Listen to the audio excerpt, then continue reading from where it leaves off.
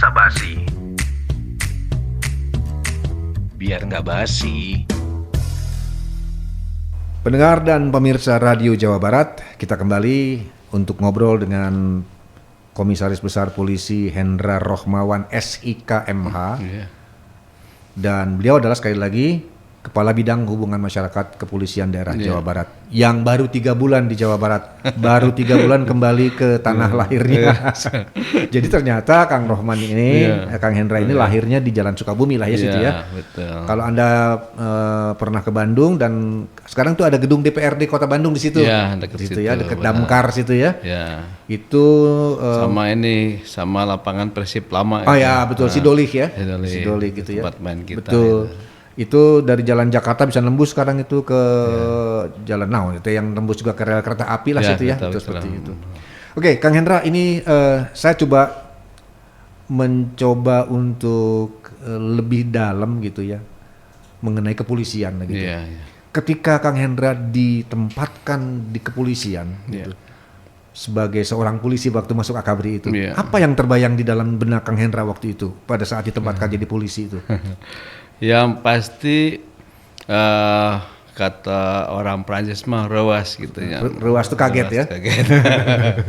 Nah, dan kemudian ada pernyataan dari orang tua saya yang sampaikan bahwa Hen, kamu ada di kepolisian. Bapak ini tidak begitu paham tentang lika-liku di kepolisian sehingga kamu harus survival gitu di kepolisian. Jadi kamu pelajari apa sih sesungguhnya kepolisian itu. Dan kamu nanti meniti karir sesuai dengan kemampuan kamu sajalah, tidak usah dipaksakan gitu. Tetapi walaupun orang tua saya ini, saya setelah begitu Bapak pensiun itu saya coba buka-buka dokumen orang tua saya ini, walaupun dia dari orang kampung gitu ya. Tapi ketika dia sekolah dari mulai SD, SMP, SMA gitu ya, dan sekolah kedinasan di tentara itu, ayah saya tidak pernah lepas dari ranking 1, 2, dan 3.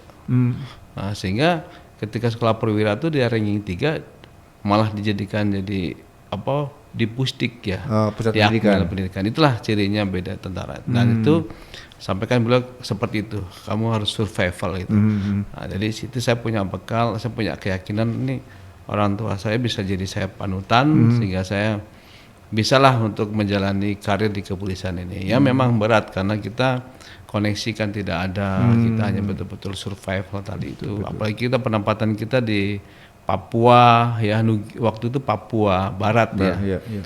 Di Irian Jaya lah. Dan ketika orang tua saya bilang, Hen, kenapa kamu seminggu ngegoleran aja tidur-tidur ngapain di sini, rugi negara gitu kan. Tentara kan itu. Pak, kita 2 minggu kita mau izin cuti dulu. Wah, rugi negara itu, kamu berangkat aja. Di sana bagi tentara daerah operasi senang gitu. Kalau bagi polisi kan senangnya di kota. Jadi kita berangkat ke sana itu ya ditemui oleh namanya Kolonel Suraji itu dulu. Komandan Bekang, perbekalan angkutan angkatan darat itu yang jemput saya justru kolonel itu. Dulu kan waktu kecil kan suka main tempat beliau itu, dititipin beliau itu. Nah, di situ kita menimba karir, ya memang lebih banyak karena kita survival kita banyak tanya ya. Nah, kecenderungan orang-orang itu tidak banyak tanya, tidak ingin tahu, akhirnya malah jadi menjauh atau di luar daripada tupoksi lah. Kalau kita kan betul-betul apa sih sebenarnya tugas pokok polisi ini? Nanti tanya, makin banyak tahu, banyak tanya-tanya, nanti ternyata kita seperti ini. Sebenarnya kita ini memang mengabdi untuk masyarakat ya. Sehingga ada keunikan saya, Kang Irwan, mungkin yang bagi orang lain tidak pernah dilakukan. Saya itu dulu ketika jadi Kaslantas di Nabire ya, itu kota kecil ya, seorang mungkin udah kota besar. Ketika anggota ini menilang seseorang dengan pelanggaran lalu lintasnya itu, saya berikan jatah kepada dia, oke silakan, tapi saya minta ada 10. 10 itu jangan kamu tilang. Kamu ambil surat-suratnya lengkap dan nanti itu urusan saya. Ya. Nah, ketika yang bersangkutan ini menanyakan keberadaan kendaraannya, malam-malam itu saya temui dia wawancara singkat seperti kayak ini. Nah, kamu siapa? Terus latar belakangnya apa? Jadi tahu profil yang bersangkutan ini. Kemudian setelah tahu profil bersangkutan, kemudian nanti Pak, untuk kendaraan saya apa? Saya akan diberikan kendaraan ini gratis. Tidak ada tilang, cuman kita silaturahmi saja. Supaya mengenal. Ya, mengenal. Dan saya minta identitas dia, walaupun saya lebih banyak sering lupa mengenal orang itu, aslinya gitu. Cuman setidaknya ketika ada orang yang terkesan ngobrol seperti Kang Erwin ini, saya akan ingat, oh ini orangnya ini. Gitu. Nah, si Eta gitu ya. Si Eta gitu. Dan itu 1 bulan itu saya bisa melepaskan, ada yang berulang kali gitu. Berulang kali melanggar, tapi ketika ada yang ketiga kalinya saya langsung suruh tilang aja gitu. Tapi saya pesan itu, ini ketika yang sudah berulang kali ini jangan dikasihkan saya lagi gitu. Nah, itu kamu tilang aja. Tindakan ya. Nah di sini ada semacam kepuasan batin saya gitu, bahwa saya ini bisa menolong orang atau yang sedang berkesusahan, atau mungkin dia ada kelupaan gitu. Kalau sekarang ada teguran. Betul. Ya. Kalau sekarang tuh kita wawancara diskusi gini aja. Nah, itu hikmahnya itu setelah 3 bulan kemudian Kang Erwin. Jadi setiap saya belanja jajan di warung yang kecil gorengan pun itu saya tidak pernah bayar. Ya, gratis. Ya, dan saya tidak tahu siapa yang bayar itu juga gitu. Gitu. Nah, itu suatu yang saya lakukan itu. Saya ingat-ingat, udah Kang, pokoknya Akang di mana aja, kalau di sini kan ada paguyuban orang Sunda di sana tuh, yang dari Brimob, dari mana kan itu saya ngumpulkan kita. Dulu saya seperti itu. Nah, terus bilang, ya ini buah dari perbuatan Akang tadi, yang dengan masyarakat itu berinteraksi seperti itu, dan dia lebih mengenal di hati itu. Nah, itu saya lakukan itu Kang. Nah ini menarik buat saya, dan itu menjadi inspirasi ketika saya jadi polisi. Itu banyak yang belum ada RJ itu, restorasi justice itu sudah saya lakukan itu. Ada pencurian yang semacam orang miskin lah itu, karena memang lapar dia, karena mungkin kekurangan itu, saya bayarkan kerugiannya kita bayar. Dan itu saya tidak ada pamrih sedikit pun. Jadi memang itu lahir dari nurani.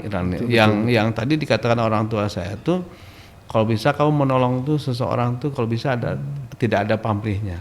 Nah, itu saya rasakan ketika kita menolong apapun siapapun. Dan saya saat ini saya juga dipermudah oleh semua itu, karena urusan kita masuk polisi katanya uangnya perlu miliaran, ratusan juta, itu tidak berlaku pada saya, karena saya anggap bahwa bukan begitu. Saya anggap bahwa ini ketika saya kesulitan ini, saya dipermudah sama orang, karena karma tadi kebaikan dibalas juga dengan kebaikan. Dan itulah imbalannya itu, yaitu diberikan oleh orang tua saya. Itu terinspirasi oleh saya, dan saya tanyakan dulu, kenapa Bapak ini di samping itu juga tadi Kang, biasa kan orang tua ya prihatin, ayo puasa ngaji ada tahajud. Nah, itu udah wajib, itu penting lah. Nomor wahid nomor wahid gitu kan. Tapi paling menarik bagi saya adalah ketika tadi Kang Hendra mengatakan bahwa belajar. Jadi ketika ayahnya tidak tahu secara detail bagaimana kepolisian, karena beliau tentara begitu ya. Dan kemudian belajar sendiri, membuka, mencari literasi, membuka itu apa sih tugas utama polisi seperti itu, dan kemudian banyak berhubungan dengan masyarakat. Pendekatan tadi, misalnya ada tilang itu, yang melanggarnya dipanggil dulu, diundang untuk silaturahim gitu ya. Tapi kalau udah pelanggaran kedua, ketiga udah tentuingan itu mah keterlaluan. Udah itu bukan lagi teman itu kebiasaan itu. Jadi nggak baik kan kalau begitu, itu harus ditindak gitu. Dan juga yang menarik adalah restorasi justice itu ya. Restorasi justice itu nampaknya memang menjadi bagian penting dari upaya untuk bahwa manusia itu sebenarnya tidak harus dihukum, ya begitu, tapi diberi kesadaran, begitu mungkin ya, seperti itu ya. Jadi saya tadi luar biasa itu restorasi justice itu, bahwa setiap kesalahan belum tentu dihukum, tapi diingatkan untuk tidak diulangi lagi, mungkin seperti itu. Terlepas kemudian bahwa persoalan itu adalah karena persoalan-persoalan ekonomi sosial budaya gitu ya. Nah, oleh karena itu saya tidak heran kalau kemudian Kang Hendra masuk sekarang ini sebagai kepala bidang hubungan masyarakat di Jawa Barat. Karena kita tahu bahwa Jawa Barat ini adalah jumlah penduduk yang terbesar di Indonesia. Ya. Kalau nggak salah 48 juta lah kurang lebih begitu. Sehingga butuh ekstra pendekatan ya. Karena kulturnya, budaya, ekonomi, sosial, budaya dan sebagainya, hukum dan sebagainya itu juga kompleks begitu kan. Dan menurut yang saya catat itu beberapa orang yang pernah bertugas di Jawa Barat kemudian mentas di tingkat nasional begitu. Ya. Itu ya yang pernah saya catat ya beberapa gitu. Yang beberapa yang saya pernah ingat begitu. Bukan hanya di kepolisian tapi juga di beberapa instansi lain juga begitu. Pernah tugas Jawa Barat muncul di permukaan gitu ya di nasional seperti itu.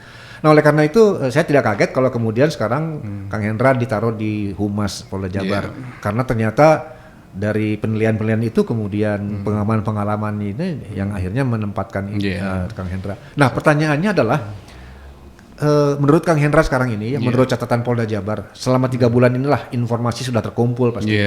Kesulitan apa yang paling terasa dihadapi oleh polisian Jawa Barat ketika berhadapan dengan kultur dan sebagainya di Jawa Barat itu? Sampai sejauh ini ya. Polisian so far so good aja dia tidak baik-baik saja dan berjalan karena kapabilitas dari sosok orang per orang itu sudah capable ya. Dari mulai Kapoldanya, beliau seorang pendidikan yang senior kita 93 ya. Pak Rudi Setiawan ini Kapolda baru juga ini Kapolda baru ini yang hampir sama waktunya, tidak jauh beda dengan saya kan itu 2 bulan jalan. Nah ini beliau kan juga pernah di sini juga, pernah di Cirebon, pernah di Bogor kemudian dia juga seorang pernah berdinas di kepolisian yang lurus kemudian tambah lagi di ke KPK kan, KPK itu kan plus screening yang luar biasa. Kemudian ke sini ketulusan dan juga dedikasi dia untuk bekerja dengan baik itu menjadi pamor buat kita kan itu ya. Kan ada pola kepemimpinan yang sistem petrol ya. Jadi sosok pimpinan itu mempengaruhi yang lainnya. Ini juga sama. Demikian juga kepada Wakapoldanya Pak Ade Vivit ya, dulu beliau putra dari Pak Bakhtiar, orang Cirebon juga. Pak Dai Bakhtiar dan satu-satunya seorang Kadif Humas yang jadi Kapolri kan itu. Beliau Indramayu kalau nggak salah ya. Ya Indramayu orang Indramayu. Nah sekarang beliau juga pernah dinas di sini jadi Kapolres. Ya pernah sekarang jadi Wakapolda. Jadi karakteristik Jawa Barat saya kira beliau sudah tidak begitu cukup kenal betul lah gitu. Termasuk Akang Hendra orang saya memang jarang ada di sini ya, tetapi kan kita memantau betul. Memantau dan saudara juga semua di sini kan, dari mama, dari orang tua kan makamnya juga di Narongtong di Jatinangor kan itu, rumah juga di sana terakhir itu kita. Nah kita juga keluarga sini tahulah karakteristik seperti itu. Jadi kita so far so good saja, tidak masalah. Yang paling terasa sekarang yang perlu penanganan yang agak khusus di Jawa Barat apa sih Kang Hendra? Ya memang kita di sini Kang itu menyumbangkan kejadian-kejadian yang cukup besar ya. Ya kita sejak pertama kali datang satu hari saya sertijab itu sudah ada kasus yang viral ya, di mana ada kasus yang dokter PAP, yang dokter yang menggunakan anestesi tadi itu melakukan suatu kejahatan seksual kepada pasien. Itu sesuatu yang besar. Itu kita bongkar dan ternyata banyak juga korban-korban yang lain. Kemudian di situ memicu ternyata perilaku dokter ini banyak juga di daerah-daerah lain kan itu. Di Jawa Barat ya? Ya di daerah lain. Di luar Jawa Barat. Sehingga masyarakat ini yang jadi tadi korban itu banyak melaporkan itu satu itu kan ya dari Jawa Barat awalnya kemudian satu Garut kan Garut itu Malang Surabaya macam-macam itu akhirnya terbuka. Nah ini itu yang pertama. Kemudian yang kedua kita ini kan ada sekarang lagi kasus perdagangan bayi ya. PPO tadi itu di mana dari kesulitan ekonomi sosial budaya masyarakat Indonesia ini yang khususnya Jawa Barat ini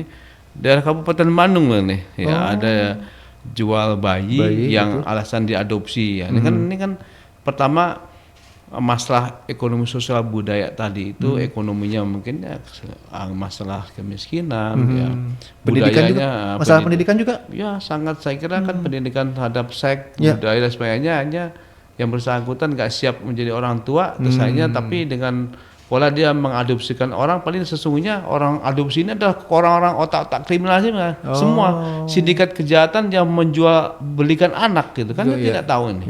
Nah ini pemicunya di sini nih, terbongkar di sini.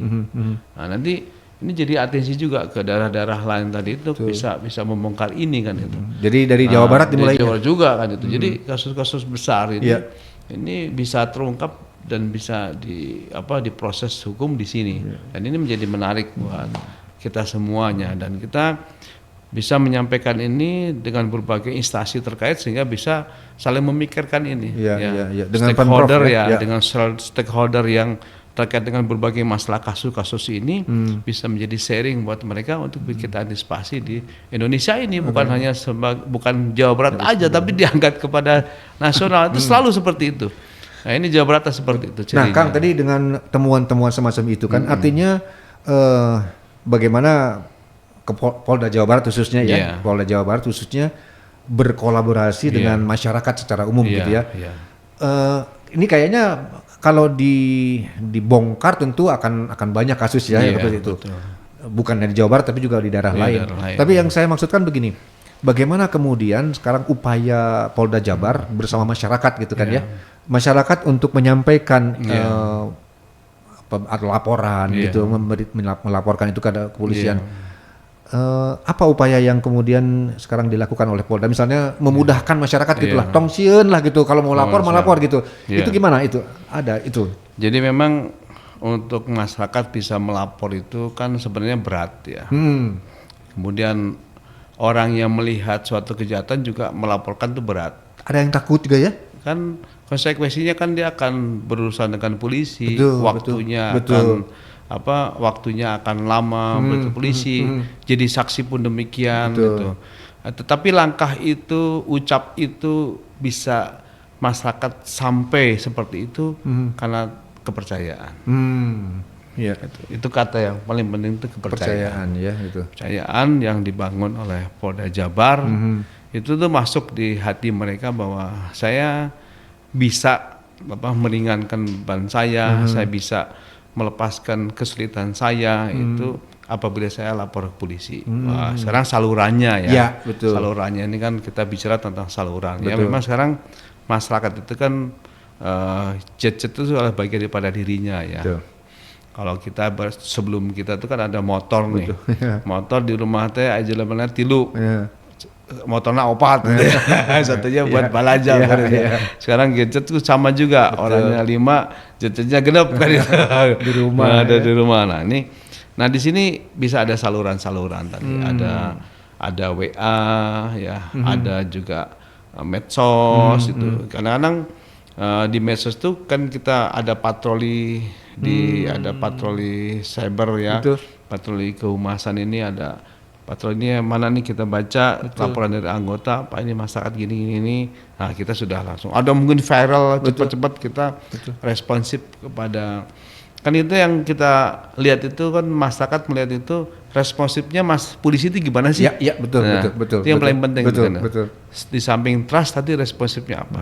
Kalau kita kan ini cepat, pasti mereka akan 2 kali langkah itu, berarti kepuasan terhadap diri sendiri itu terhadap kepada polisi luar biasa. Dan merasa dilindungi. Merasa dilindungi. Yang ketiga terakhir itu kepuasan, ini masalah ini tuntas dan selesai.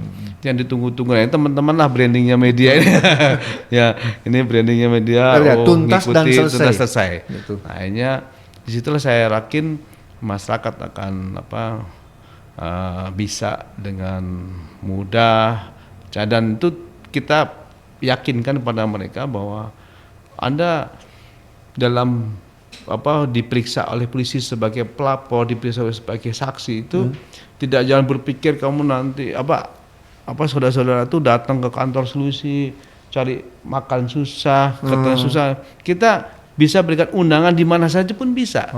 Kan kita ada alatnya, laptop dan sebagainya, kan bisa kita periksa di mana saja. Yang penting apa yang menjadi kesulitan mereka itu kita akomodir gitu. Jadi nggak usah khawatir masyarakat harus berpikir bahwa nanti kalau saya diperiksa dipanggil polisi wah nggak usah takut, kita akan datangilah kalau untuk si pelapor tadi, saksi dan sebagainya, itu bisa mekanismenya. Sebab kalau ada apa-apa pun bisa lapor ke Propam, kan seperti ada begitu ya, seperti itu. Pengawasan kita, ada Irwasda, ada gitu Propam dan sebagainya, medsos lah yang paling penting itu ya paling. Tapi saya ingin sedikit sebelum nanti break dulu, saya ingin sedikit memberikan referensi. Kemarin ketika kami mengirim surat ke Polda Jabar, ke Setum itu, sampaikan ke Setum, saya juga agak kaget ketika masuk ke Polda Jabar, jadi kieu anu hade gitu ya. Sampai ke Setum, kemudian sampai hari ini kita diskusi ini di siaran ini, itu cukup cepat gitu ya, responnya dan kemudian kita langsung action gitu, ini luar biasa gitu. Nah, menurut saya itu juga salah satu bukti bahwa ada reformasi, ada upaya-upaya perbaikan terus dilakukan oleh Polda ya, seperti itu. Kang, boleh disampaikan nanti misalnya nanti saja ya, tapi kira-kira masyarakat bisa langsung lapor ke polisi melalui teknologi bisa ya? Bisa. Melalui alat gitu ya. Nanti kita bicara itu. Sekarang kita kembali break dulu supaya kita bisa minum kopi dulu. Oke. Bukan basa-basi. Biar nggak basi.